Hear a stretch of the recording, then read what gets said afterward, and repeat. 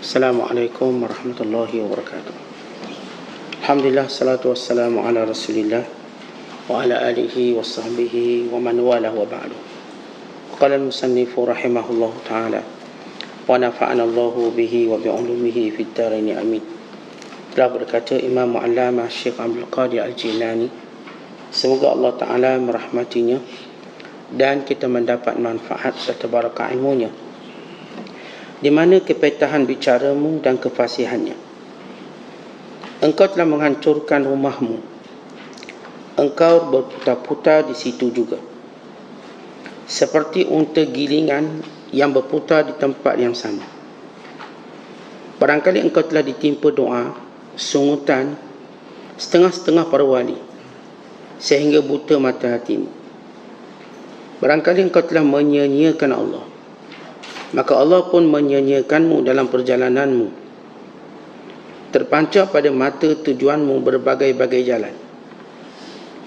Banyak yang kau fikirkan sehingga terkoyak rabak sayap-sayap penujuanmu, sampai engkau boleh diumpamakan sebagai sepotong daging yang terlantar di antara dunia dan akhirat. Engkau memang perlu seorang teman yang boleh memimpinmu, tetapi mengaku dulu yang engkau ini sudah muflis. Muslimin dan muslimat yang beruntung yang dirahmati Allah sekalian, di antara sifat manusia ialah kecenderungan mereka untuk berkata-kata, kecenderungan mereka untuk menjawab, kecenderungan mereka untuk merasakan kekuatan dengan apa yang mereka katakan. Allah sebut dalam Quran, wa kana al-insanu aktsara syai'in jadala. Adalah sifat manusia itu suka berbantah-bantahan, yakni berkata-kata. Di antara perangai manusia bahawa apa yang dikatakannya, apa yang dituturkannya itu merupakan kekuatan dia dan merupakan dalalah petunjuk pada pandai dan bijak dia.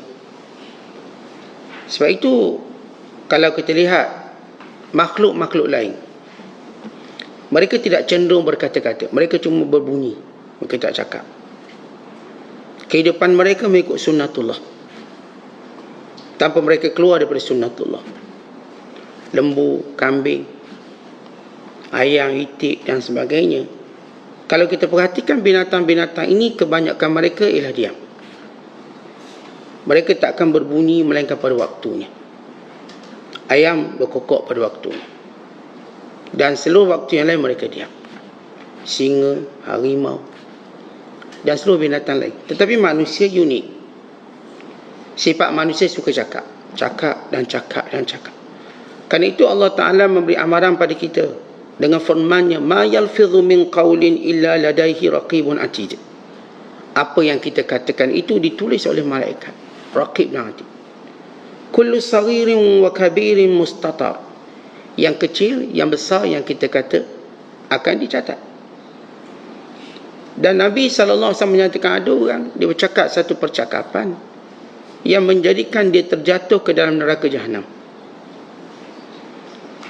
Ini sifat manusia. Mereka dengan apa yang mereka cakap, mereka tidak peduli betul atau salah. Mereka tidak peduli apakah ia pahala atau dosa. Mereka tidak peduli apakah ia menyakitkan orang ataupun tidak. Yang penting mereka boleh bercakap. Kerana seluruh dunia bercakap tentang kebebasan bercakap, kebebasan bersuara. Atas nama kebebasan ini mereka maki hamu, mereka mencarut, mereka menghina, mereka melanggar segala sempadan percakapan, mereka memfitnah.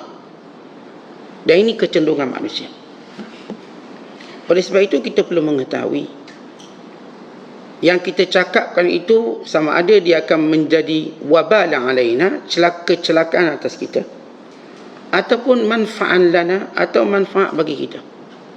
Yang kita cakap tu, apakah dia akan beri mudarat kepada kita ataupun memberi manfaat pada kita. Umpama kita ini, kata Syekh Abdul Qadir, macam unta yang membawa gilingan yang berputar pada gilingan. Maksudnya Kita biasa tengok binatang yang keliling untuk kincir air, keliling setempat. Apa yang kita cakap tu tak ada faedah. Dia cuma berlega pada tempat itu.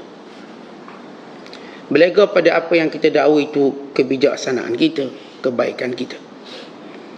Maka nilai kembali, apa sebab kita banyak bercakap, cenderung bercakap. Dan apa sebab kita rasakan yang percakapan kita ini adalah baik untuk kita. Yang bila Nabi SAW ditanya oleh para sahabat, man najah, ya Rasulullah, bagaimana kami nak selamat? Lalu baginda sallallahu alaihi wasallam memegang lidahnya sambil berkata, amsik alaika lisanaka. Rasulullah pegang lidah sambil Nabi sallallahu alaihi wasallam berkata, jaga lidah ini.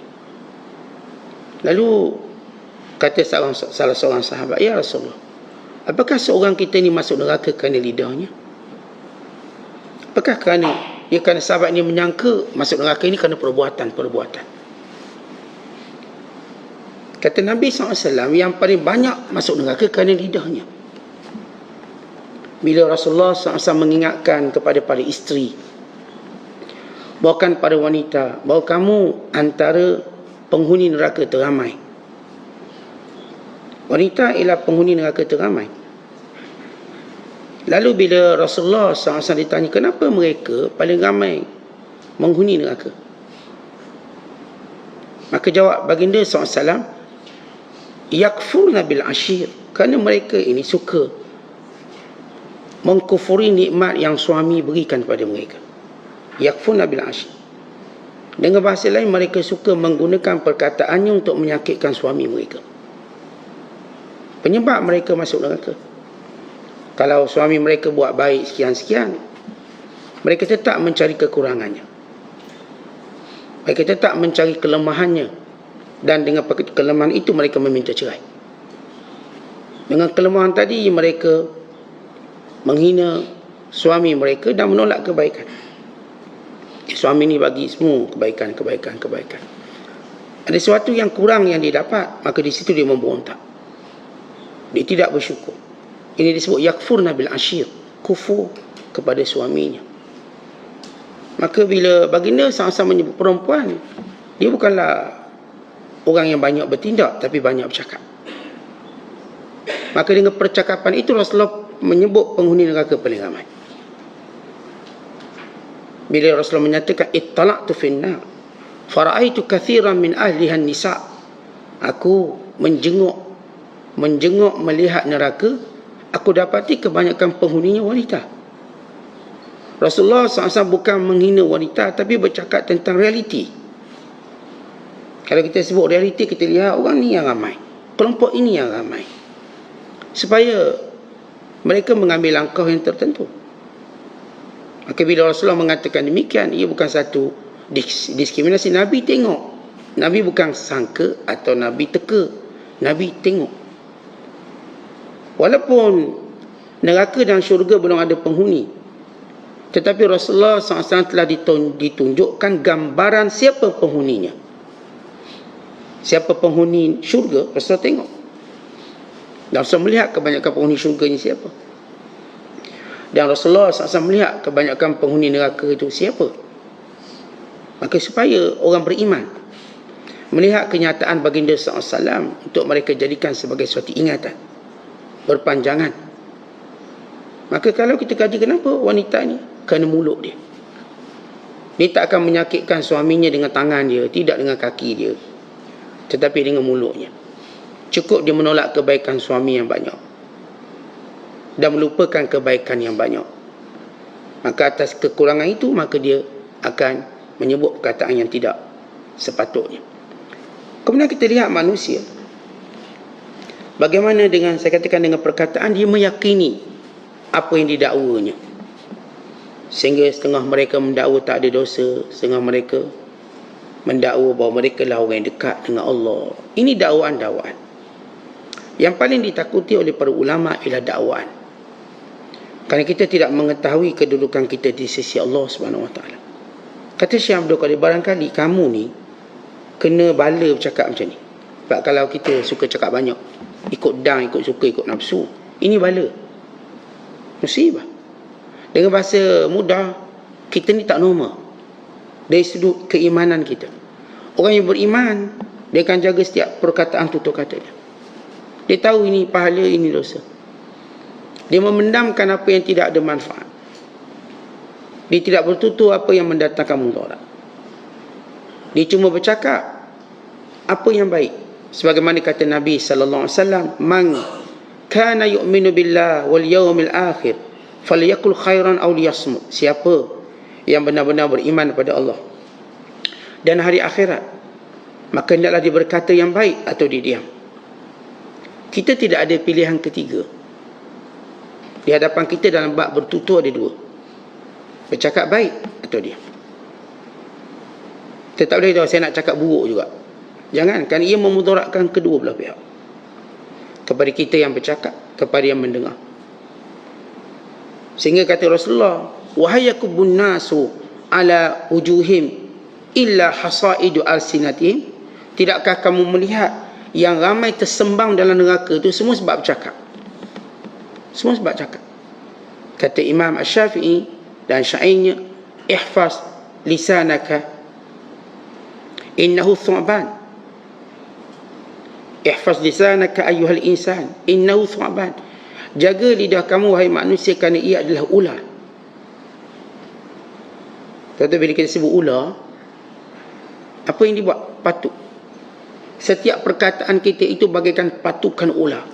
Bisanya menjala ke tubuh. Bukan ia lebih cepat menjala daripada bisa ular. Kita sebutlah ular paling cepat bisanya menjala ular tedung. Ini ular tedung patuk. Dalam beberapa minit jantung berhenti. Mati. Ini ular tedung dia patuk gajah mati. Jangan kata kita. Cepat. Tapi lebih cepat daripada itu perkataan yang jahat. Dia mematuk. Dia menjala terus masuk ke hati. Terus mengubah sikap. Maka sebab itu kata Imam Syafi'i, "Ihfaz lisanaka ayyuhal insan la yaldaghannaka innahu thu'ban." Jaga lidah kamu wahai manusia, tiada mematukmu melainkan dia adalah seperti dia seekor ular. Artinya siap perkataan kena tu. Tentu orang beriman dia mengira-ngira perkataannya.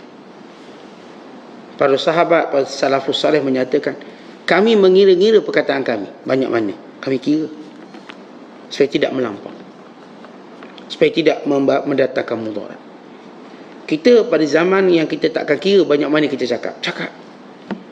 Bukan lebih teruk pada itu kita tak kira dosa pahala. Asalkan hati kita puas. Lalu kita kata, saya puas hati. Tapi bila nafsu menjadi keutamaan, maka hari ini kita akan melihat orang yang bercakap hanya untuk mendatangkan kepuasan hati dia. Dia tak kira mudarat macam mana pun. Yang penting dia puas hati. Dia seronok dengan apa yang dikatakan. Barangkali kata Syekh Abdul Qadir ada dua sebab. Kenapa kamu kena bala penyakit itu?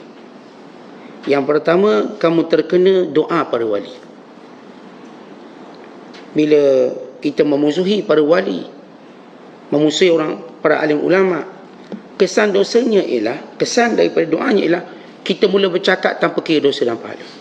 Sebab para ulama kita sentiasa ajar kita, awak cakap macam ni tak boleh, ini berdosa, ini haram, ini perkataan ini boleh bawa ni, boleh bawa ni. Tapi oleh kerana kita tak peduli, bahkan kita telah menghalakan lidah kita pula pada ulama, kita pula hina ulama, akhirnya kita terkena doa mereka. Tetapi para ulama bila dia doa, maka dia akan datang, dia tak akan doa dan dia mati. Dia akan datang tanda-tanda hatinya mati.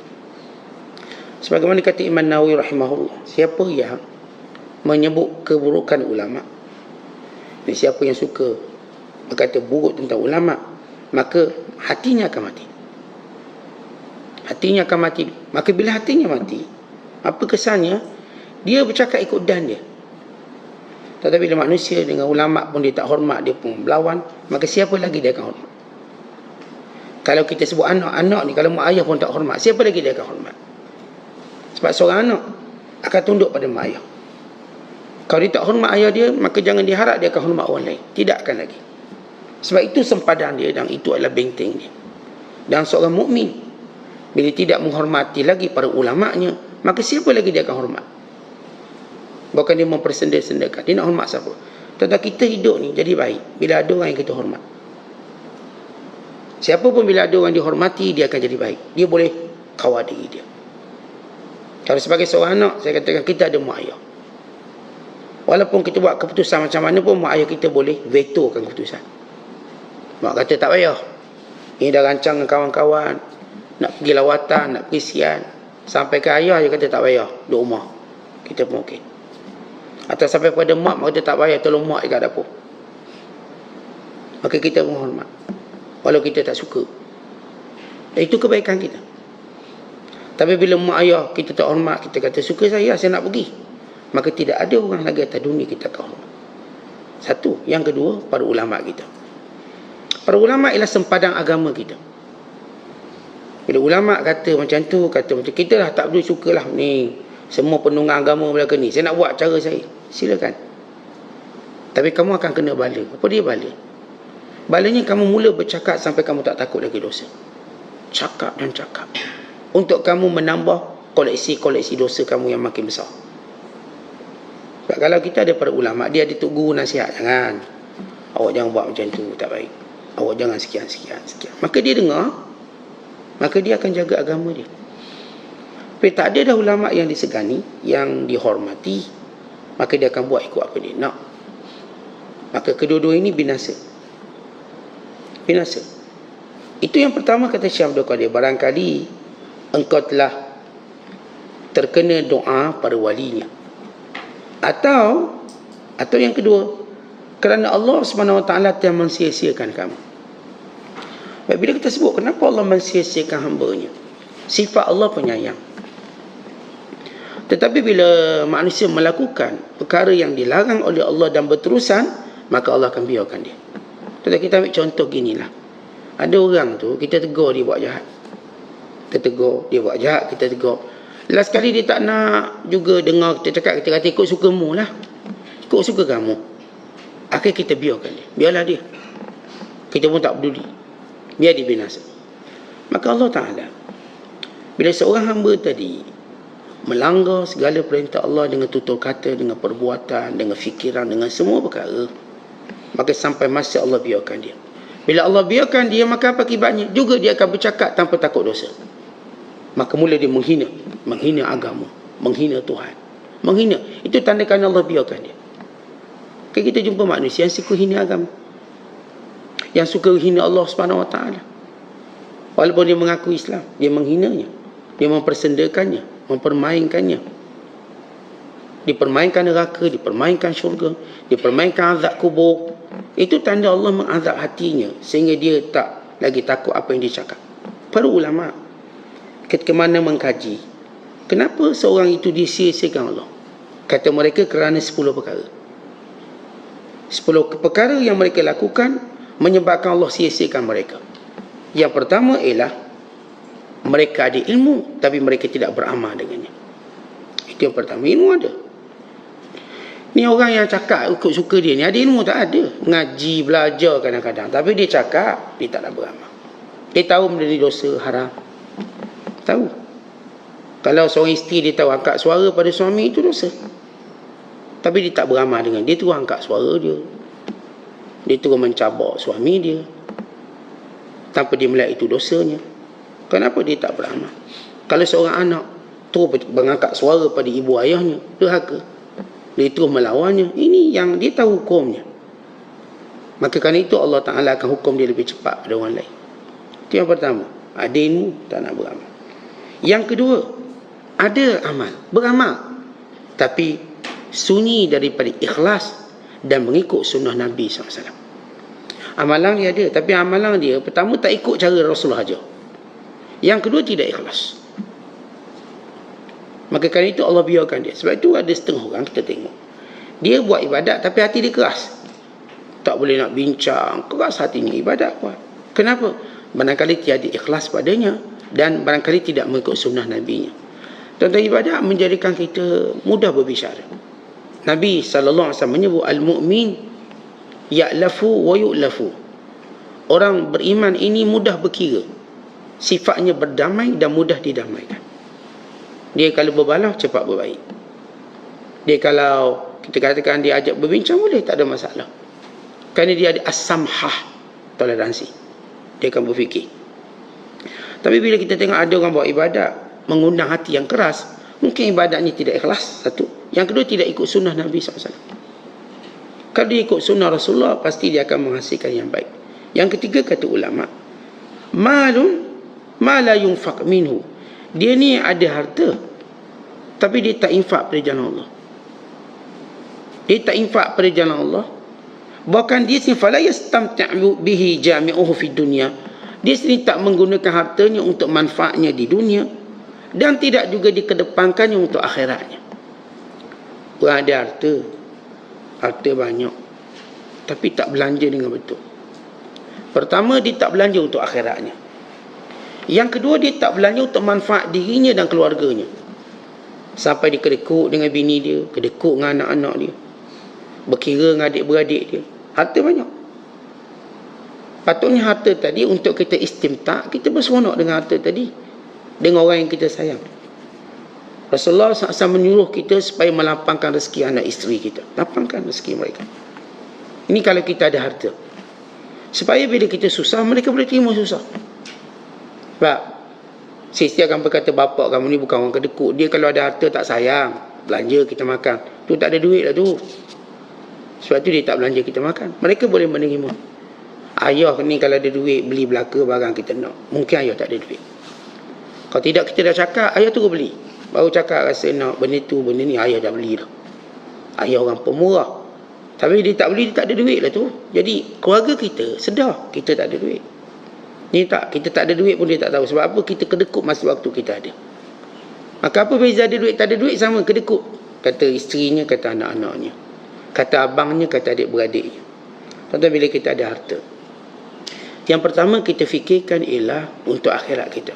Ini pelaburan. Harta ni pelaburan, supaya kita untung berganda kali lipat akhirat kelak. Yang kedua, gunakan harta untuk menjaga orang yang kita sayang. Kenapa? Kerana menjaga orang kita sayang ini perintah Allah. Isteri, anak-anak. Bukan ini adalah mukaddimah kepada nafkah. Ni kita ada duit, dia lepas kegunaan kita, isteri kita, anak-anak kita. Ada lagi duit, maka ibu kita, ayah kita. Ada lagi duit, maka silaturahim kita. Ada lagi duit, maka kawan-kawan, sahabat-sahabat kita. Allah jadikan harta ni seronoknya bila berbelanja. Dan seronok bila kita berbelanja pada orang yang kita gembirakan dia. Dan ini termasuk amalan yang besar. Bila Nabi SAW ditanya tentang apakah amalan yang paling baik di sisi Allah, maka kata baginda SAW, menggembirakan orang beriman. Idkhalus surur ala akhikal muslim. Tuan-tuan, ini isteri kita ialah saudara beriman kita, saudari beriman kita, anak-anak kita juga begitu. Menggembirakan mereka ialah tanda iman. Gembirakan orang-orang sekeliling kita, tanda ada iman dengan harta kita. Ni ada harta duk simpan, akhir mati tinggal. Tidak dia manfaatkan akhiratnya, tidak juga dunianya. Maka kebodohan apa dia? Dengan harta tadi, dia tak dapat mengambil manfaat dunia dan akhirat. Maka ini sebab Allah Ta'ala sia-siakan dia. Yang keempat, kata ulama, kerana hatinya kosong daripada mencintai Allah.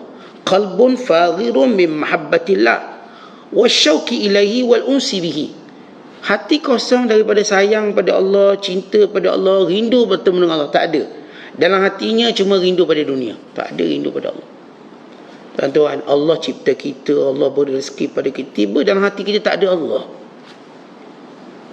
Bayangkan bagaimana cuainya kita. Kerana itu Allah abaikan kita. Patut dalam hati ada cinta Allah. Patut dalam hati ada usaha untuk mendekatkan diri pada Allah. Patut dalam hati sentiasa berfikir bila dapat jumpa dengan Allah. Macam saya sebut contohlah. Contoh kalau ada orang beri kita satu barang, kita nak tahu siapa dia, kemudian kita nak jumpa dia.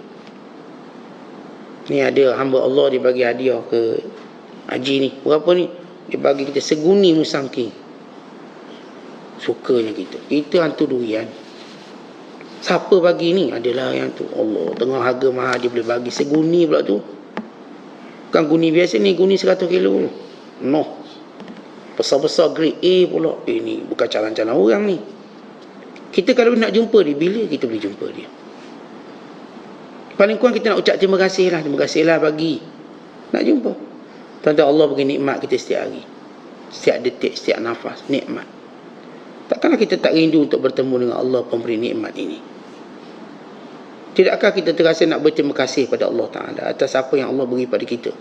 Dah jejak usia 30, 40, 50, 60, 70. Bila kita memandang ke belakang melihat banyaknya nikmat Allah, Allah beri kita keselamatan sampai umur kita macam ni. Ni kalau kita renung balik patut mati lama dah kita ni. Tapi dengan kurnia Allah, Allah beri peluang lagi hidup. Allah lagi peluang kita untuk sama dengan orang kita sayang. Tidakkah kita terfikir untuk bersyukur pada Allah? Rindu dengan pertemuan dengan Tuhan yang memberikan segala kebaikan ini. Kemudian yang kelima, kata ulama, badanun mu'attalun min ta'atihi wa khidmatihi. Badan sihat, segar bugar, tapi tidak taat pada Allah. Tak guna untuk taat Allah. Tuan-tuan tengah sihat ni, buatlah ibadat. Ada duit, pergilah umrah, pergilah haji. Tengah badan sihat. Badan sihat, pergilah masjid, solat subuh berjemaah. Pergilah rumah Allah. Pergilah menuntut ilmu. Badan tengah kuat, tengah gagah. Untuk apa badan kuat? Oh, Ustaz, saya makan vitamin tu, vitamin sehat saya. Habis awak masjid pergi tak? Tak pergi. Sihat buat apa? Sihat ni untuk kita taat pada Allah. Itu yang pertama-tamanya. Kan yang beri kesihatan tu Allah. Biar tuan-tuan yang datang ke rumah Allah ini, datang tempat belajar ni, semua orang tubuh sihat-sihat. Ni cerita daki gunung, enang benua, berenang, enam jenis lautan. Tapi masjid Majlis Ilmu tak pernah sampai. Dia punya sihat dia lain macam. Ni gunung mana sebut? Ni Ustaz, saya nak daki gunung Kilimanjaro pula Ustaz. Lepas tu buat gunung Everest. Ni jenis Ironman. Ni berlari 20 km, 30 km. Gatih basikal 400 km. Berenang pula. Hidup sihat, Masya Allah. Bagus lah. Bagus. Tubuh sihat ni bagus. Islam memang suka tubuh sihat. Tapi bila kita sihat, fikir prioriti pertama, buatlah taat. Dengan tubuh kita kuat, sihat, maka kita lah paling awal datang masjid. Bila kita yang meringankan bebanan-bebanan masjid surau ni, sebab tubuh sihat. Maka di sini ataupun ini kecuaian kita. Ada badan yang baik tapi tidak gunakan untuk taat pada Allah. Maka itu Allah sia-siakan kita. Dan yang keenam, kata ulama, mahabbatun la tataqayyad biridha'il mahbub wa imtisali awamiri. Kita sayang seseorang, kita suka sesuatu tapi bukan kerana Allah. Tetapi bila kita sayang sesuatu bukan kerana Allah, dan sayang kita tadi tidak menjadikan kita taat padanya, bahkan langgar perintah Allah. Duk sayang sangat ke bini, sampai kuliah tak pergi, sampai belajar pun tidak. Walau dia perlu selamatkan isterinya dan anak-anaknya daripada neraka. Sayang dia bukan kerana Allah. Duk sayang kawan-kawan, ikut ke hulu ke hilir, tapi tidak ada benda yang mentaati Allah. Tuan-tuan, sayang kita pada sesuatu biar kerana Allah. Saya sayang isteri saya kerana Allah. Kalau dia buat benda mungkar, saya tegur. Isteri sayang suami kerana Allah. Kalau suami buat benda mungkar, dia tegur. Saya sayang anak saya kerana Allah. Kalau anak buat tak betul, kita tegur. Bukan tak ada masalah, biarlah dia tak sembahyang subuh, tak apa. Dia pakai seluar pendek, tak apa. Dia tak tutup aurat, tak apa. Sayang Ustaz. Nanti tegur-tegur merajuk dia Ustaz. Merajuk, tak balik lah kita. Tak balik ke rumah. Ni tegur anak pakai seluar pendek, tu anak tak nak balik rumah. Oh, kita takut. Jangan takut. Jangan takut kehilangan orang kita sayang kerana kita taatkan perintah Allah. Kerana mereka akan datang balik. Tapi takutlah bila kita sayang dia bukan kerana Allah. Kerana satu hari nanti mereka akan tinggalkan terus kita. Anak-anak kita tegur tak sembahyang. Anak-anak kita tegur tak tutup aurat. Memang dia marah kat kita. Meradang ni, anak-anak muda ni meradang. Aku kalau balik rumah mak aku kena marah tak solat. Suruh itu, suruh ini. Malah balik. Ya, kita rasa respon negatif dia. Dia orang muda. Setannya masih kuat. Kita doa pada Allah. Kelak kita yakin sebab kita buat tu kerana Allah, dia akan kembali balik kita dengan keadaan yang baik. Tapi kalau setengah orang cuai dengan apa yang dia sayang, atas nama sayang, diikut, dituntut, sehingga dia melakukan kemurkaan Allah Ta'ala. Rasulullah ingatkan kita, siapa yang mencari redha Allah, walau dengan kemarahan manusia, Allah akan jadikan manusia redha padanya. Tapi siapa yang mencari redha manusia yang kemarahan Allah, orang yang mencari redha dan sayang itu akan marah dia satu hari nanti. Tentang bagaimana kita dengar cerita kawan-kawan yang tinggal kawan ketika susah. Saya Ustaz bila susah, semua kawan saya tinggal saya. Ya, kerana kamu dulu kawan dia, bukan kerana Allah. Sebab itu dia tinggal kamu. Dia akan bersama kamu ketika senang, ketika kamu sihat. Dan sakit, tak ada dah. Bukan sekadar tak bersama kita, nak doa kita pun tak ingat. Kita kalau kawan seseorang kerana Allah, kalaupun dia tak berpeluang jumpa kita, dia doa untuk kita. Ya Allah, Engkau sembuhkan kawanku. Ya Allah, Engkau selamatkan kawanku. Ya Allah, Engkau ampunkan dosa sahabatku. Orang yang bila dibuat kerana Allah, Allah akan ilhamkan dia doa untuk saudaranya. Tuan-tuan, kita tengok, pernah tak kita diilhamkan untuk mendoakan kepada kawan-kawan kita? Kalau pernah, berarti kita memang kawan ni kerana Allah. Tapi tak pernah saya. Kawan ramai tak pernah cerita nak doa untuk dia. Saya nak jumpa dia, saya nak sembang dengan dia, nak lepak, tapi doa tak pernah. Kalau begitu, kita bukan berkawan kerana Allah. Kerana orang yang benar-benar berkawan kerana Allah, kalau kita sebut atas inilah persahabatan, maka Allah akan hadirkan dia dalam doa. Akhirnya, baik kawan kita yang hidup, baik kawan kita yang mati, baik kawan kita yang sihat, baik kawan kita yang sakit, sentiasa ada dalam doa kita. Ya Allah, Engkau ampun fulan bin fulan, dia sahabatku. Ya Allah, Engkau sembuh fulan bin fulan, dia sahabatku. Ya Allah, Engkau mudahkan urusannya. Ya Allah, ya Allah. Ini orang-orang yang bersahabat kerana Allah. Sebagaimana anak yang soleh, dia akan ingatkan ibu ayah dia. Bila Nabi SAW menyebut tentang 3 perkara yang terus menjadi bekalan si mati, iaitu ilmu yang beri manfaat, sedekah jariah. Kemudian baginda sallallahu alaihi wasallam menyebut yang ketiga, au waladin salihin yad'u lahu, atau anak soleh yang doakan untuknya. Kerana tanda kesalahan anak, dia mesti ingat mak ayah dia dalam doa. Itu tanda soleh dia. Dan itulah tanda dia benar-benar anak yang taat. Dan demikian juga saya sebut sahabat. Sahabat soleh ni, kawan-kawan yang kita kawan kerana Allah, dia mesti ada dalam doa kita. Kalau tak ada, perhatikan kembali sebab kita berkawan dengan dia. Ada tak dalam doa kita nama kawan-kawan kita? Tak kira dia sihat ke, dia sakit ke, tak kira dia dalam keadaan situasi mana. Walaupun saya katakan mungkin ada waktu ketika kita tak mampu lagi jumpa kawan kita. Kita tua, dia pun tua. Dipisahkan oleh negeri, benua dan sempadan dan sebagainya. Ada saat dia ada kawan baik, tapi lah dia ikut anak dia, saya ikut anak. Dah tua ni kena ikut anak lah. Anak nak jaga. Saya duduk kat sekian negeri, kawan saya duduk negeri sekian. Memang agak mustahil lah nak jumpa dengan umur tua, dengan faktor sakit. Tapi kita akan bertemu dengan hubungan kerohanian kita, doa kita. Sebab itu tuan-tuan sekalian, kita kalau tengok Rasulullah ajar kita, kalau bersahabat selalu pesan, jangan lupa doa untuk saya. Pastikan doa saya ada dalam doa tuan-tuan. Artinya bila Rasulullah berkata pada Umar Al-Khattab radhiyallahu ta'ala anhu, ya ukhayya, la tansani min du'aika, wahai saudaraku yang tersayang, jangan pernah lupa mendoakan aku dalam doamu. Atau dalam bahasa kita lah, kenangilah aku dalam doamu. Ini ialah sunnah Rasulullah. Nabi SAW berpesan pada sahabat, jangan lupa aku dalam doamu. Ini Rasulullah yang sudah tidak berhajat pada doa manusia. Tapi Rasulullah mengajar pada kita tanda persahabatan yang baik. Minta kawan kita doakan kita. Dan kawan yang baik itu tak pernah lupa doakan kawan dia walaupun tak diminta. Ni kalau kita kawan baik, dia tak minta kita doa pun, saya memang ingat untuk doa pada dia. Saya bila khatam Quran, saya akan ingat kawan-kawan saya akan doakan. Saya bila tempat yang mustajab, saya akan ingat kawan-kawan saya doakan. Saya kalau ada tempat-tempat yang saya tahu berkat, saya tak akan lupa doakan. Tentu begitu cara hidup. Itu bila kita sayang sesuatu bukan kerana Allah, maka Allah akan sia-siakan kita. Ramai orang sayang anak-anak, waktu tuanya disia-siakan oleh anak-anaknya. Tetapi lebih teruk pada itu, Allah juga sia-siakan dia. Akhirnya dia kesunyian, dia berada dalam azab, dia tak rasa tenang. Allah cabut semua ketenangan dia, walau dikelilingi oleh harta yang banyak, rumah yang besar. Kenapa? Dihukum oleh Allah pada usia akhir. Kenapa? Kerana dia dahulu mensia-siakan Allah, maka Allah sia-siakan dia. Allah tak peduli dia. Kok suka mu lah. Atau bahasa mudah, padang muka kamu. Kita ingat jangan mencintai sesuatu bukan kerana Allah. Hatta kenderaan yang kita sayang dia bukan kerana Allah. Sebab kenderaan ini menyampaikan kita pada tempat yang baik-baik. Kerana Allah kita sayang.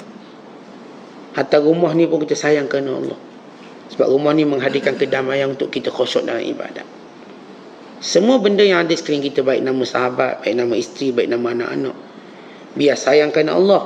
Bila sayang kerana Allah, kita tak segang silu untuk nasihat dia. Kita tak takut kesan buruk kalau nasihat dia.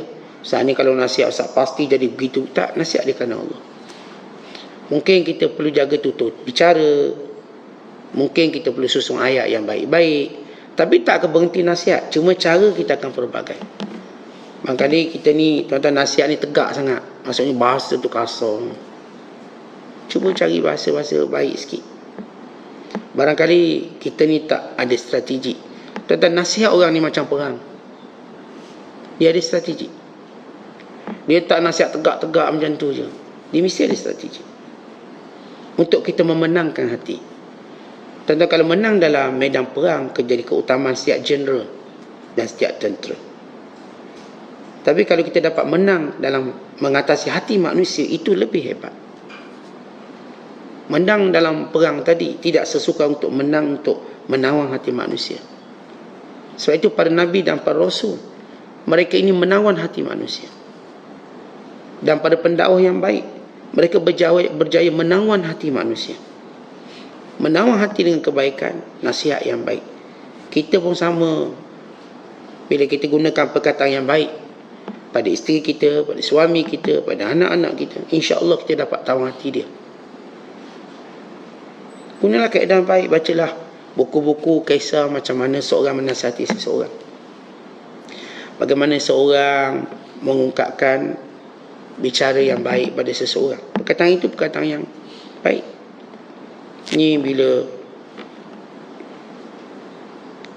seorang sahabat ataupun seorang tabi'in terkenal, dia berbalah dengan cucu Nabi SAW, itu Sayyidina Hasan. Ni Muhammad Hasan Al-Hanafiyah, Hasan Hanafiyah, bergaduh, berbalah. Balah, bukanlah balah bertumbuk-tumbuk, balah biasa. Macam mana dia nak nasihat supaya berdamai? Maka dia pun hantar surat. Dia kata, wahai cucu Rasulullah, kamu orang mulia, kamu orang baik. Dan perbalangan kita dah sampai satu tahap. Dan aku ingin meminta maaf padamu. Maaf. Dan mendatangimu. Tetapi kamu mengetahui siap bahawa yang mendatangi itu lebih mulia daripada yang didatangi. Kerana itu aku lebih berharap kamu mendapat kemuliaan itu berbanding aku. Kata seorang lelaki ini ataupun orang soleh ini. Kita berbalah. Tapi orang paling baik ialah orang yang memulakan perdamaian. Dan aku berharap kamu yang dapat benda tu. Memang aku nak buat.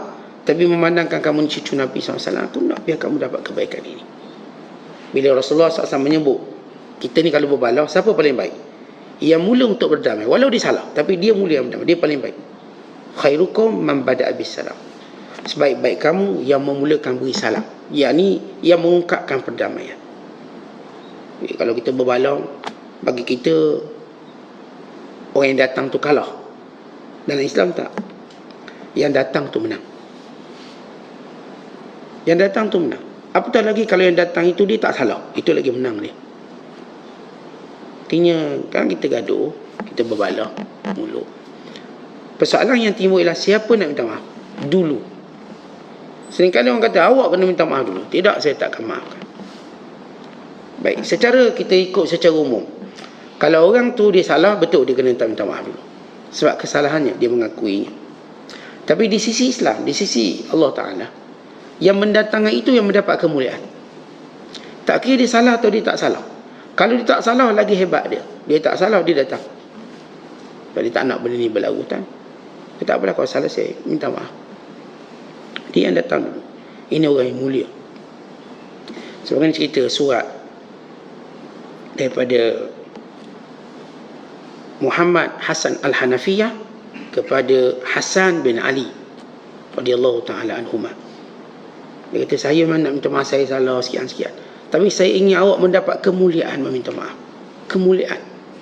Macam kita kan, bila datang dia minta maaf, ego kita habis. Ego saya. Saya punya ego ni, kau boleh tahan sampai setahun lah. Biar orang tu datang. Tentang ego, kita sekadar puas hati je lah. Tapi dia tak akan memperbaiki hubungan kedudukan kita di sisi Allah. Ranking kita di sisi Allah. Kita ni sedang memburu ranking di sisi Allah. Kalau ikut puas hati kita, nafsu kita, memang kita tak akan naik selalu lah. Sebab itu bila kita nak dekat dengan Allah, sifat orang dekat dengan Allah ialah orang yang lawan hawa nafsu dia. Itu yang suka. Terutama waktu mana kita betul. Agak suka. Tapi kita tahu benda itu maslahatnya lebih baik. Kebaikannya lebih banyak. Maka di sini kita perlu yang kita sebut keperbagian cara tadi. Kemudian yang ketujuh, punca kita disiapkan oleh Allah. Kita ada waktu, lapang waktu, tapi kita tak gunakan waktu lapang tadi untuk mengambil peluang kebaikan ataupun ketaatan ataupun pendekatan ataupun baiki balik apa yang terlepas daripada waktu kelalaian kita dulu. Allah beri kita waktu sekarang. Duk fikir balik zaman muda lara teruklah semayang, tidak apa, tidak. Cerita lara dia je yang tahu. Dan kita pun tuan-tuan kalau pernah mengalami zaman lara, tak payahlah cerita ke orang. Cukup kita kata dulu saya lara lah, itu je lah. Tak payahlah cerita detail. Dulu lara Ustaz, main perempuan, minum arak bertempayang, tak payah. Mendedahkan keaiban, tak perlu. Bahkan tak ada orang boleh dedahkan. Ustaz dia dulu ni teruk ni Ustaz, minum arak, tak perlu. Mengungkit kejahatan dia adalah diharamkan oleh Islam. Aib dia, biarlah. Yang tahu dia dulu teruk, sekarang dah baik. Okey. Ayat umum tu lebih ringan. Berbanding kita kata dia dulu begini. Allah ma'ilah, melainkan orang tu tak dikenali.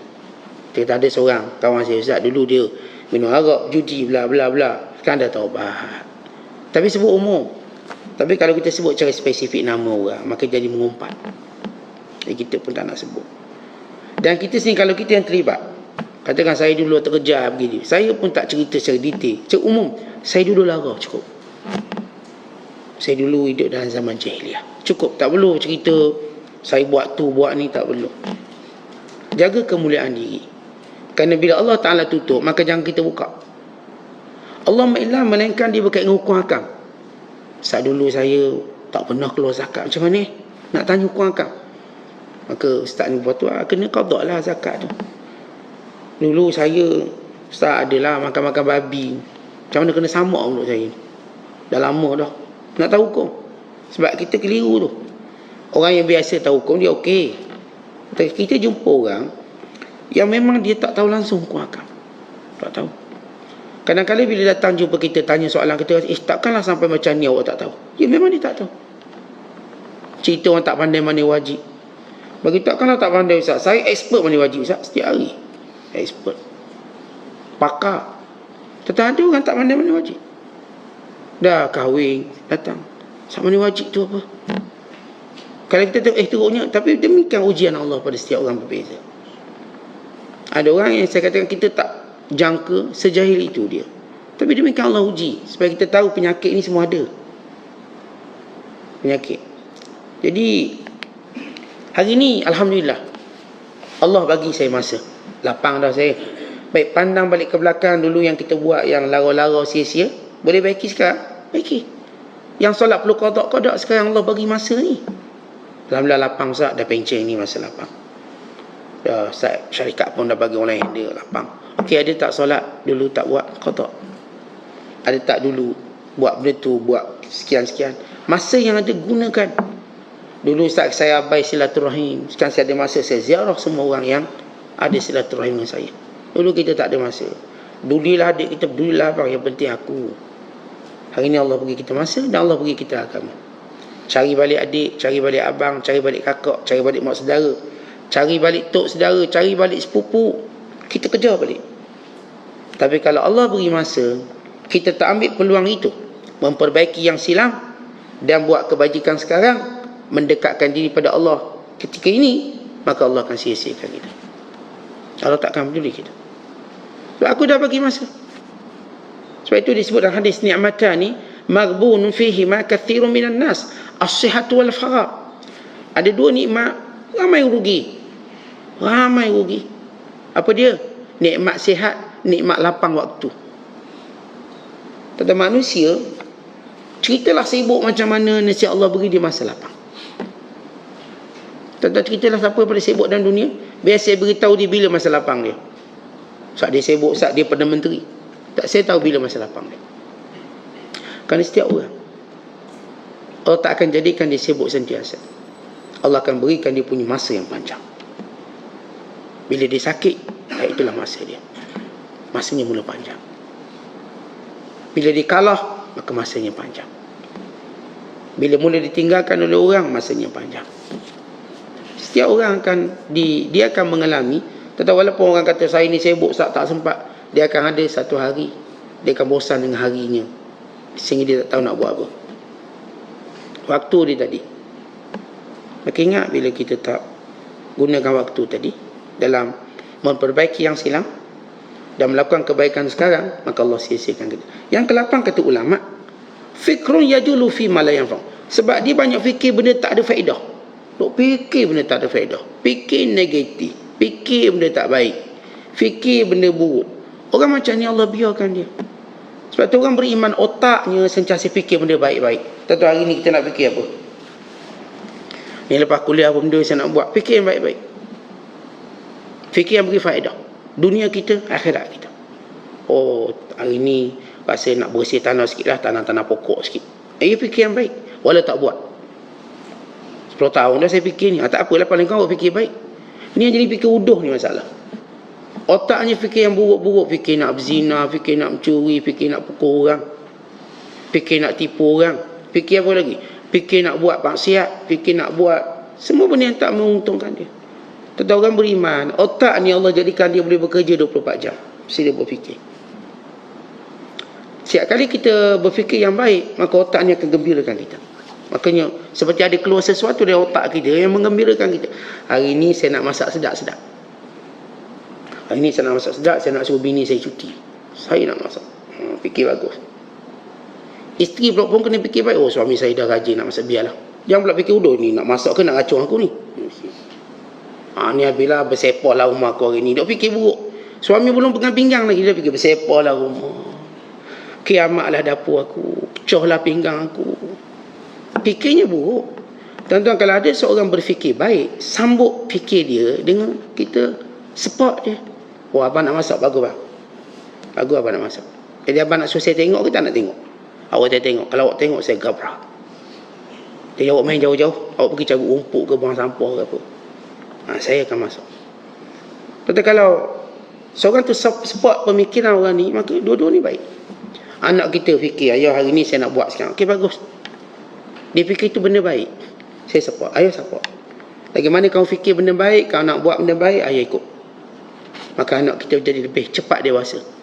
Ni tak anak kita berfikir baik, kita gagal. Tak payahlah kau tu budak lagi, tak payahlah kau tu kecil lagi, tak payahlah kau sekian-sekian. Tentang kita perlu membina cara fikir yang baik. Saya selalu cakap, kita dalam hidup biar fikir benda yang besar yang kita buat untuk agama kita. Kita dah masuk umur 50-60 ni, agak-agak apa benda besar kita nak buat. Saya kejap lagi keluar duit pencen, dah umur 50 ataupun umur 55. Ni duit ni apa benda besar saya nak buat untuk agama saya. Fikirlah. Ni duit pencen, simpan lah. Siapa lagi nak bagi duit ke saya? Mati keras saya nanti. Gaji dah tak ada, pencen ni lah mula kedekut, keluar sikit-sikit. Jangan macam tu. Kelak kita akan hilang semua. Fikir, okey, ni dapatlah lebih kurang 100,000 duit KWSP. Fikir sesuatu yang baik. Yang fikir 30% untuk ketaatan pada Allah. Saya nak 30% ni. Saya nak labur pada benda yang investment akhirat saya. Fikir dulu. Buat tak buat kemudian kira. Fikir dulu. Ini lagi 30% lagi saya nak jadikan perbelanjaan dan tempoh. Ya, kalau Allah panjangkan umur. Ni 40% saya akan simpan investment untuk pendapatan harian lain, waktu yang lain. Tapi kita dah fikir ni 30% untuk ketaatan pada Allah. Fikirlah benda besar sikit dalam hidup. Oh, ni saya duit ke duit yang saya nak buat duit ni haji. Saya dah peruntukkan untuk haji saya dengan isteri saya. Maka itu benda besar. Tentang otak ni, kalau sentiasa fikir benda besar dalam hidup, kita ni kuat, kita kuat. Kalau sentiasa fikir benda baik, kita bahagia. Isteri berfikir untuk jadi isteri baik. Jangan fikir nak cerai je. Suami berfikir untuk jadi suami yang baik. Jangan fikir nak marah je. Anak-anak berfikir untuk taat kepada kedua ibu bapanya. Jangan fikir nak lawan je. Tetapi kalau semua orang berfikir baik, Allah akan tolong dia buat baik. Fikir dulu, fikir. Ni fikir pun tak. Kalau ada pun saya katakan fikir yang negatif. Awak dia tak fikir nak berbaik dengan tak nak. Saya nak berbalas dia sampai kiamat. Ya Allah. Dia punya fikir tu. Saya tak boleh tengok muka dia. Saya geram, saya marah. Dia sekian-sekian. Baik kata kita tak tahu kalau dia di sisi Allah orang baik. Bukankah kita sedang memusuhi Allah? Ya, pada anggapan kita dia teruk. Tuan-tuan, apakah kita tahu kedudukan diri sisi Allah? Apakah kita, kalau kita kata kita tahu, maka kita mendakwa satu benda gaib yang dosanya besar. Saya kata saya tak tahu tentang dia, tapi saya memang tak suka dia, tapi saya tak tahu kedudukan di sisi Allah. Baik, kalau dia kedudukan di sisi Allah baik, tidakkah awak takut dengan musuh dia bererti awak musuh Allah? Bukankah Nabi kata man adali waliyan faqad azantuhu bil harb. Siapa yang memusuhi waliku maka aku akan berperang dengannya. Contoh kita kadang, saya memang nak musuh dia sampai mati. Saya tak nak baik dengan dia. Marah no kita. Dia marah. Nafsu kita. Bukan kerana agama. Agama tak suruh kita marah macam, tapi nafsu. Lalu soalan yang selalu kita kena tanya. Kalau dia di sisi Allah orang yang mulia dan baik, apakah kita rasa kita selamat akhirat kelak? Pedulilah sah, yang penting kat dunia. Ni masalah bila orang cakap ikut nafsu. Yang saya sebut tadi, bila Allah nak kenakan bala pada kita, kita cakap ikut mulut kita, itu bala. Kalau Allah sayang kita, kita bercakap bertapis-tapis. Saya sebagai suami cakapnya tapis-tapis, saya takut Allah murka. Saya, kalau orang ni isteri, dia bertapis-tapis, takut Allah murka. Ini anak bertapis cakapnya. Mana-mana hamba Allah, dia akan berhati-hati dengan setiap perkataan. Dia tidak mahu melangkaui sempadan agama. Jangan. Tentang kita, kalau musuh Allah habis kita. Habis cerita lah kita geng obor. Oleh sebab itu, bila saya katakan fikir ni, biar fikir benda baik. Biar saya memanglah tak boleh dengan dia, tapi satu hari saya fikir juga macam mana nak baik. Saya fikir juga macam mana saya nak berdamai dengan dia. Maka itu cara fikir yang baik. Maka Allah akan tolong. Tentang kita nak keluar dari dunia tanpa menyimpan seorang pun orang kita benci, melainkan kita benci kerana Allah. Kalau bencikan nafsu dan syahwat kita, jangan. Kita tak akan selamat jumpa Allah dengan membawa kebencian pada hamba-hamba Allah. Kita punya falsafah, kita sayang semua hamba Allah, dan kita sayang orang beriman. Manakah orang-orang yang mencabur hak Allah, perintah Allah, kita bencinya pun kerana dia mencabur perintah Allah, bukan dia, perbuatannya. Maka itu yang kita pasti. Tentang kita berbala kerana perbezaan itu dan ini, maka jangan panjangkan. Waktu kita perlu baik. Ada waktu yang kita perlu tunjukkan akhlak kita lebih baik, bukan tunjuk siapa yang lebih jahat. Kita tak diajar hidup untuk tunjuk siapa lebih jahat, siapa lebih bengkeng karang. Kita diajar untuk tunjuk siapa yang lebih baik akhlak. Orang yang paling hampir dengan Nabi SAW kiamat kelak ialah orang yang paling baik akhlaknya. Ahsanuhum atau ahasinuhum akhlaqan. Yang paling baik akhlaknya, dia akan duduk dekat dengan aku. Ada dua orang yang dekat dengan Nabi SAW. Yang pertama, yang paling banyak berselawat pada Rasulullah. Ini dekat dengan Rasulullah SAW. Yang kedua ialah orang yang berakhlak baik. Dia dekat dengan Nabi SAW sehampir-hampirnya. Tapi tuan-tuan sekalian, kalau kita tengok ni macam dua amalan berbeza, selawat dengan orang yang baik akhlak. Sebenarnya satu benda yang sama. Seorang bila dia rajin berselawat, secara automatik dia membina akhlak baik. Tak ada orang kita jumpa dia selawat bagus tapi jahat perangai, tak. Keberkatan selawat mengubah perangai dia. Hidup selawat selalu Allahumma salli Muhammad wa ala ali Muhammad. Makin lembut hatinya, makin lunak jiwanya, makin baik akhlaknya, makin mudah pendekatannya, makin mudah didekatinya, makin dia menjauhi segala perkara yang boleh menyebabkan permusuhan dan perbalahan. Baik, itu yang ke-8. Yang ke-9, kata ulama, sebab Allah Ta'ala sia-siakan kita, yang disebut oleh Syekh Abdul Qadir. Barangkali engkau telah menyanyiakan Allah, maka Allah sia-siakan kamu. Apa dia yang disia-siakan? Kita berkhidmat kepada orang yang tidak mendekatkan kita kepada Allah. Tentang kita kan ada khidmat dengan orang. Kalau tuan-tuan nak berkhidmat dengan orang, nak tolong orang, nak bantu orang, biar kita bantu orang yang melakukan perkara yang taat pada Allah. Kalau kita bantu orang yang tidak taat pada Allah, kelak kita juga akan dibiarkan oleh Allah. Semalam saya cerita bagaimana kisah Abu Hanifah rahmatullahi alaihi, imam mazhab kita, ini mazhab Abu Hanafi. Bila ada seorang pemimpin zalim minta tolong tajamkan pensel dia, Abu Hanifah tak nak buat. Aku tidak mahu menajamkan pensel yang dengannya dia akan menulis perkara mungkar dan fasik. Aku tak akan tolong dia, kerana aku takut firman Allah Ta'ala, uhsyurul ladzina zalamu wa azwajahum, himpunkan orang-orang zalim dan pasangan-pasangan mereka. Yang ni semua orang berkhidmat dengan mereka. Bukan orang zalim je yang Allah himpun kiamat kelak dalam kemurkaannya. Siapa yang membantu dia? A'wanuz zalamah, penolong pembantu. Saya tak nak berkhidmat dengan orang-orang yang akan rosakkan agama saya, agama umat ini. Orang-orang yang merosakkan akhlak saya dan akhlak umat ini. Tak duduk berkhidmat dengan grup-grup yang sokong LGBT, liberal, grup-grup yang kerjanya untuk menghina agama, menjauhkan anak muda dari agama. Saya tak akan berkhidmat dengan ni. Ni NGO sampah ini yang mengajak manusia kepada kemurkaan Allah, saya tak akan bersama mereka. Saya tak akan sokong mereka. Saya takut bila saya sokong dia, Allah juga biarkan saya.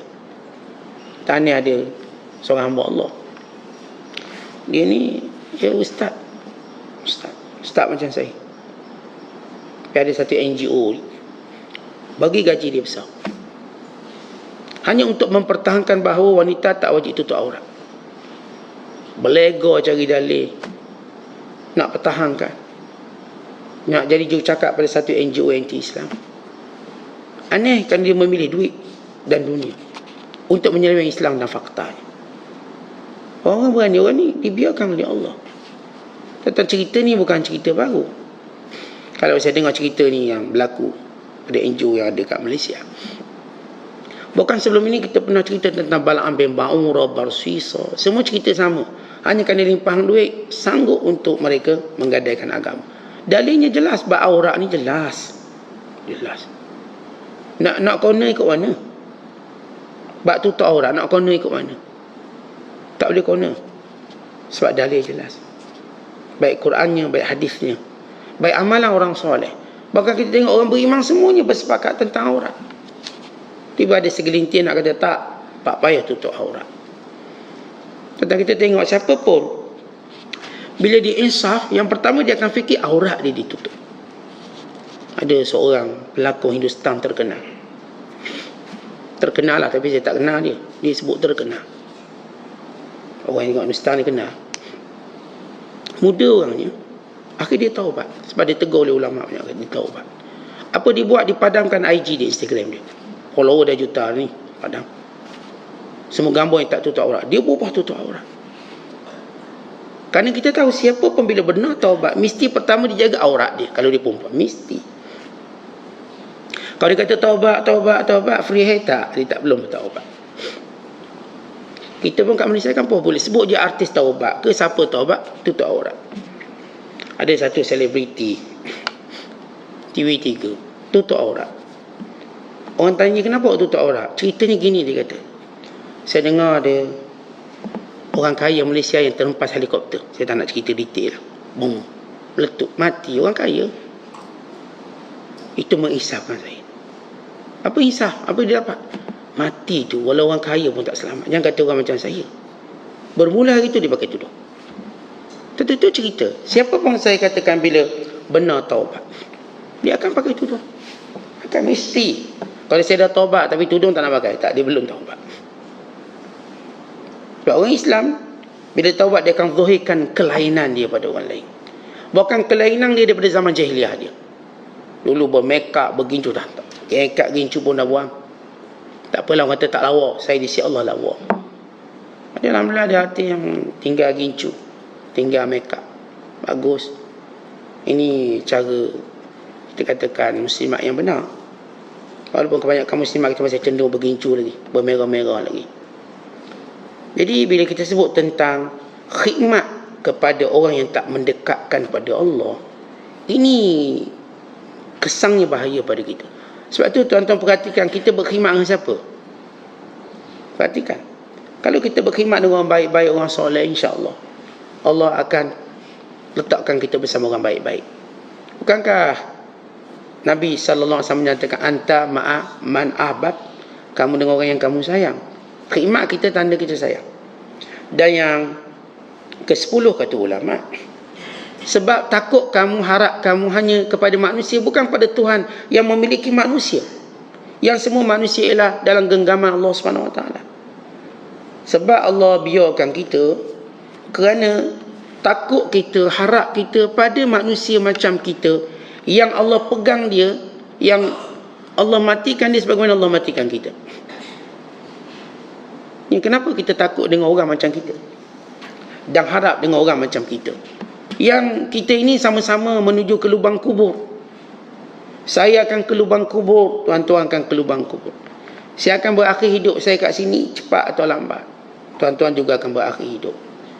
Saya akan mati, orang ni juga akan mati. Tuan-tuan, kenapa kita takut orang yang akan mati?